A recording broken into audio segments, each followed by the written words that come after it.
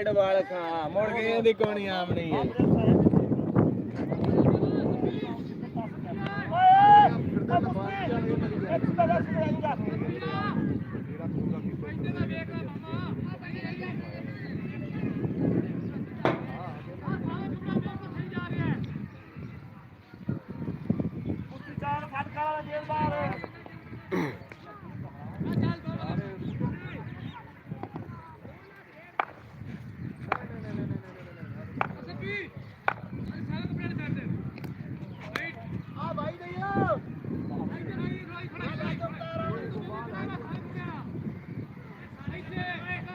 ਬਾਕੀ ਦੇ ਬਾਹਰ ਆਵਾ ਸਾਰੇ ਜਣੇ